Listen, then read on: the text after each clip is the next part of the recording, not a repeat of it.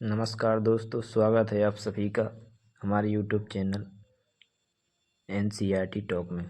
दोस्तों, जैसा कि आप देख रहे हैं, हम कक्षा 9वीं की मैथ NCERT मैथ जो है उसकी प्रश्नावली 1.6 आज आपके सामने डिस्कस करेंगे। तो चलिए, इस प्रश्नावली को हल करने से पहले हम कुछ बेसिक नियमों को जान लेते हैं। जैसा कि इसमें जो है घातांक के नियम लगेंगे। तो अगर हम नियम फर्स्ट देखेंगे, फर्स्ट नियम जो होता है कि अगर आधार समान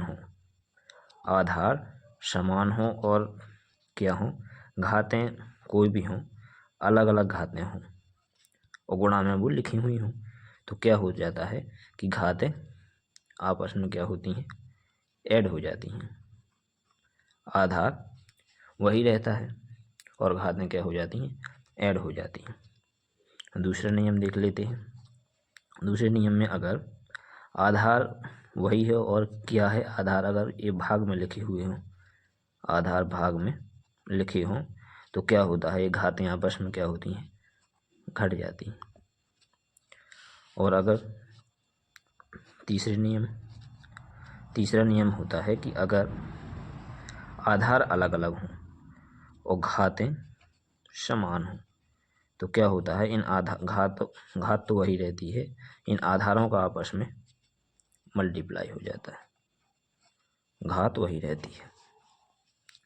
और ये कुछ इस प्रश्नावली को हल करने के लिए कुछ बेसिक नियम हैं।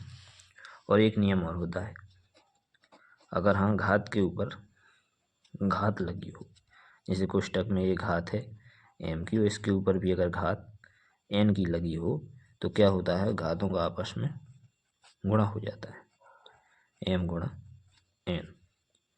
चलिए अब देख लेते हैं प्रश्नावली 1.6। इसकी जो पिछली प्रश्नावली है वो हम पहले वाले वीडियो में डिस्कस कर चुके हैं, तो आप सबसे पहले जाकर उन वीडियो को ज़रूर देखें।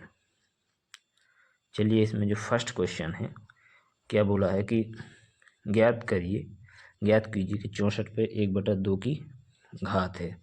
तो 64 पे 1/2 की घात का मतलब 64 पर कितनी घात है, 1/2 की घात है।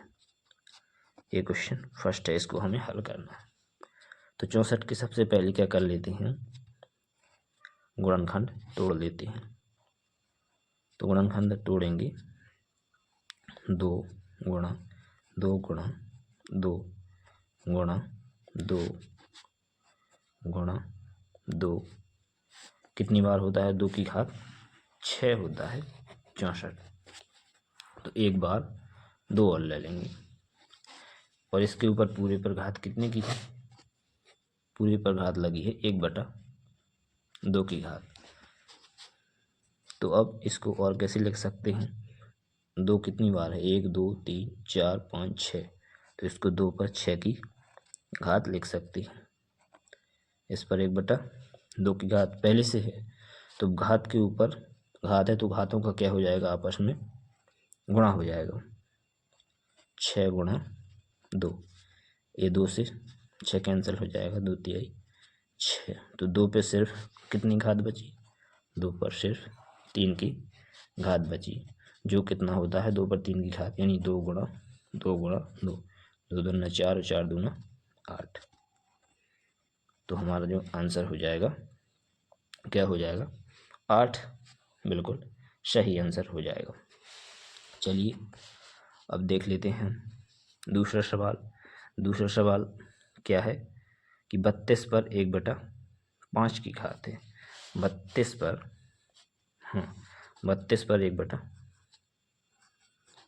कितने की घात है, 1/5 की घात।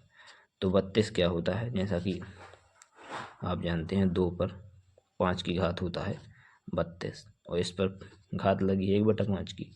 ये प्रश्न दूसरा है।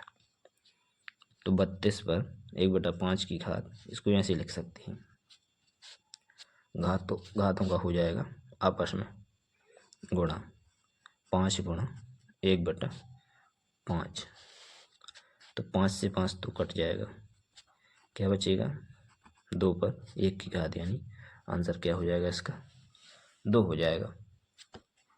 चलिए तीसरा क्वेश्चन देख लेते हैं। जो फर्स्ट क्वेश्चन के 3 क्वेश्चन है। 125 पर 1/3 की घात है। तीसरा क्वेश्चन लिखा हुआ है 125 और घात कितनी है पूरी 1/3 की घात। तो 125 के सबसे पहले तो गुणनखंड तोड़ेंगे। क्या गुणनखंड तोड़ेंगे 5 गुणा 5 गुणा 5। घात कितनी है 1/3 की घात। तो इसको 5/3 की घात लिखा जा सकता है। 5 गुणा 3 है ना 5, तो 5/3 की घात लिखा जा सकता है। पहले से इस पर घात कितनी है 1/3 की, तो घातों का हो जाएगा आपस में क्या हो जाएगा घातों का ऐसे लिख सकते हैं। घातों का हो जाएगा मल्टीप्लाई 3 गुणा 1/3। 3 से 3 हो जाएंगे कैंसिल, तो 5 पे सिर्फ कितनी 1 की घात, यानी आंसर आपका 5 ही हो जाएगा। तो जो फर्स्ट क्वेश्चन इसी प्रकार के दूसरे का है। दूसरे में जो क्वेश्चन दिए हुए हैं इसे हम अगली वीडियो में डिस्कस कर देंगे। तो आप बने रहें हमारी NCERT टॉक में। धन्यवाद।